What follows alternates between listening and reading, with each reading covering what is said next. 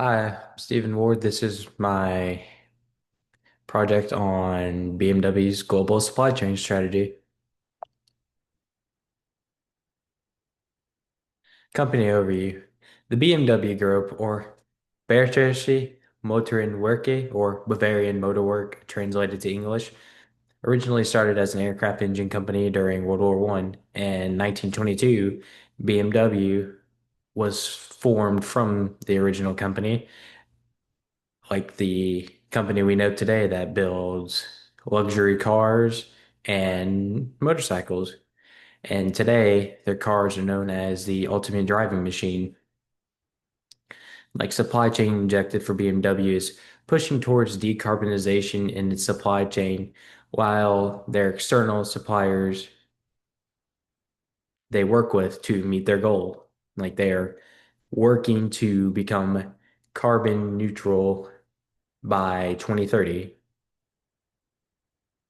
Then like their target market. Well, BMW cars and motorcycles aren't necessarily that cheap.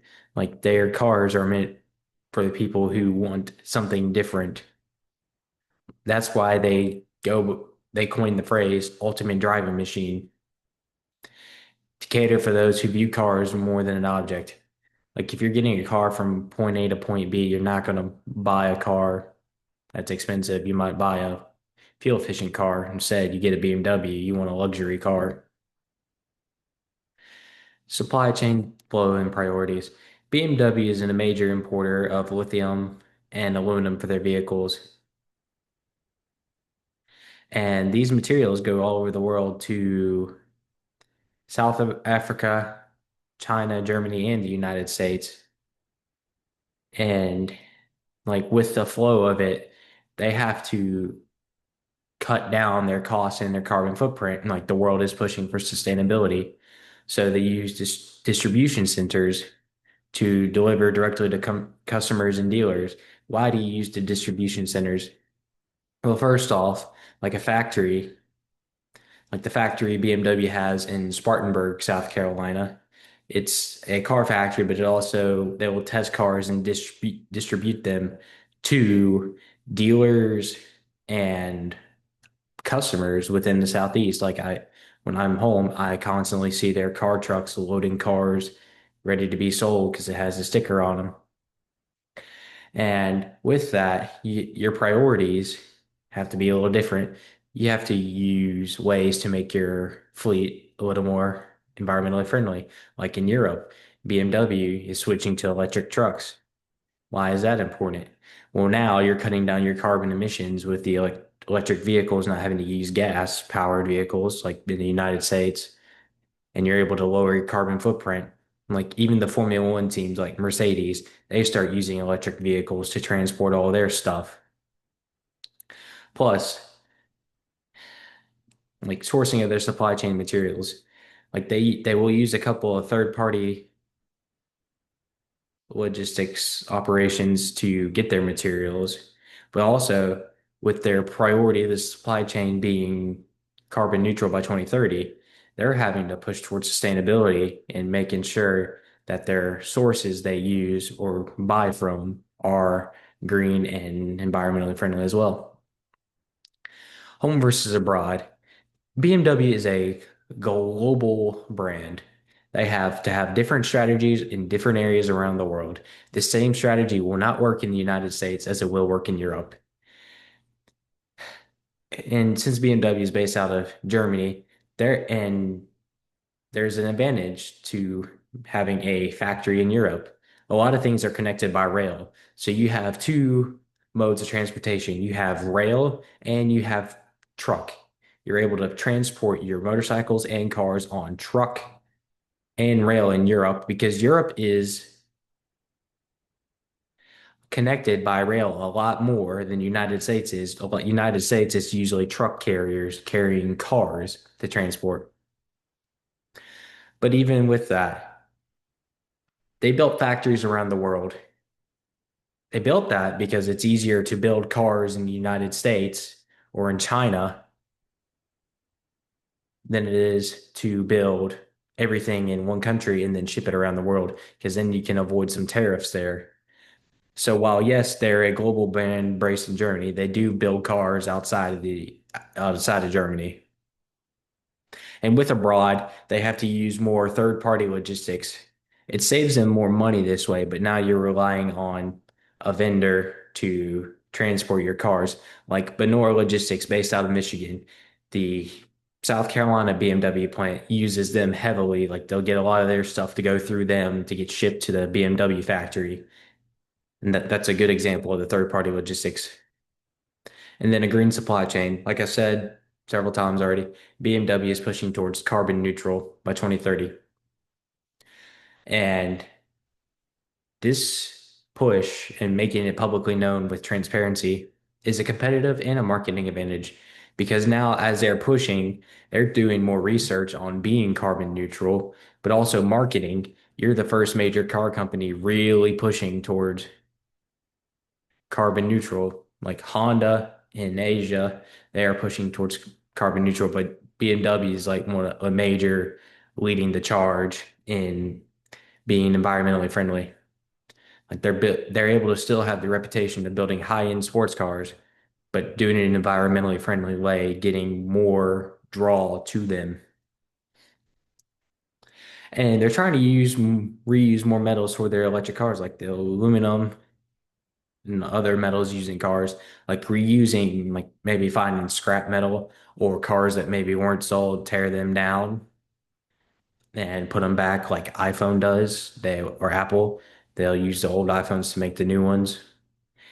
And then like being a green supply chain, BMW is worked on trying to prevent on practical mining places for their lithium in their electric cars by trying to find better sourcing.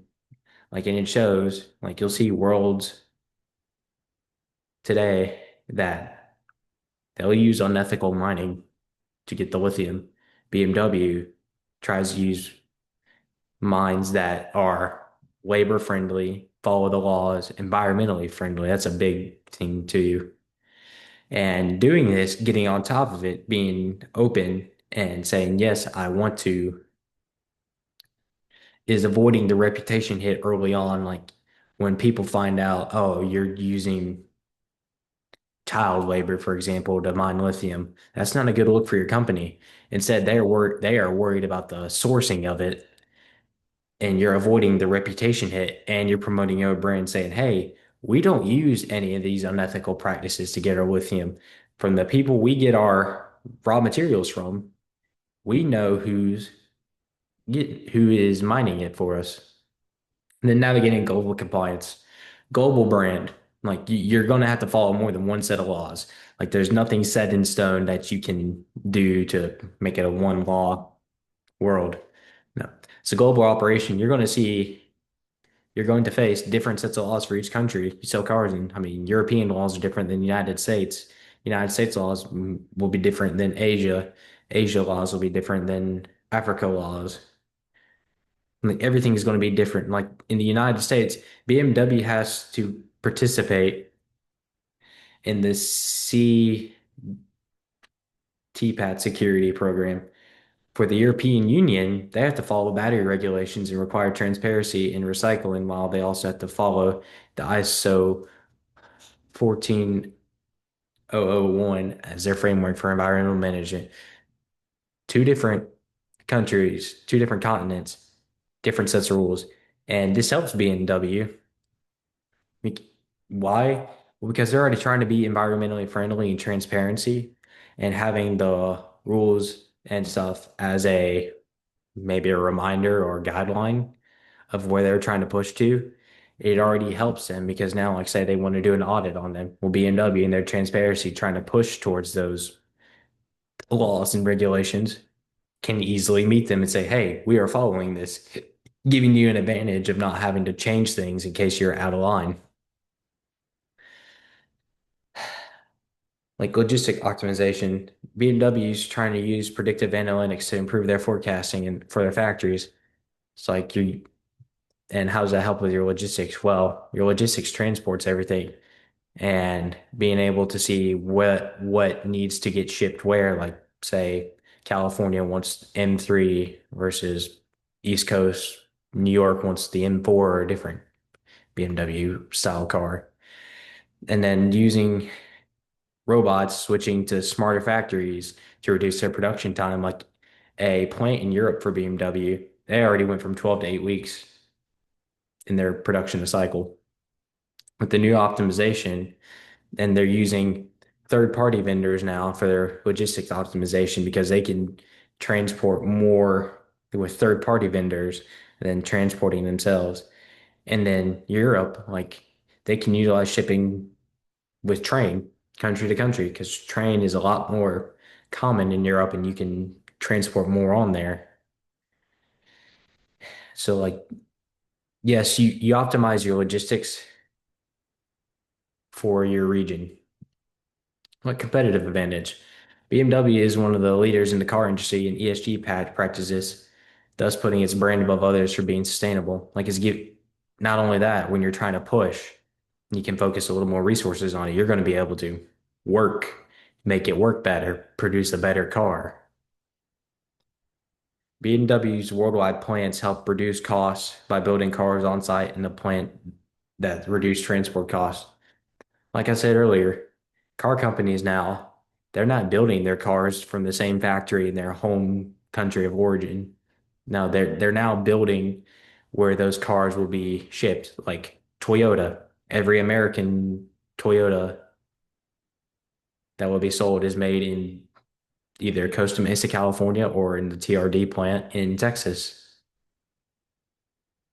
It's reducing your cost of transport as well. Now you're not having to rely on international shipping. You can do it in country, nothing, no tariffs, no border checks, no compliance, all in one country. Wipes out a lot of time in transport. This helps them make more efficient, allow more responsiveness to the market. Then final analysis. After looking at BMW's global supply chain, it would be a good move to expand their operations in North America to help reduce their needs supply chain in Asia. Because BMW does still rely on their Asia supply chain to get the electric car programs and the batteries for their North America and a little bit of their Africa plant in South Africa. And more importantly, use their resources that they're putting towards the electric car programs, both in Europe and US, and push more towards sustainability. Like you're already making the strives to get to sustainability, but it's like one market is doing better. We use the extra resources and push the other markets to make them build them up. Finally, BMW is critical about making sure transparency and its materials are ethically sourced in their supply chain. Like they are being open and honest with what is going on and where they're getting their information. I mean, in their materials. So like, and people, everyone wants accountability these days. Well, with BMW's open transparency policy, they have their accountability.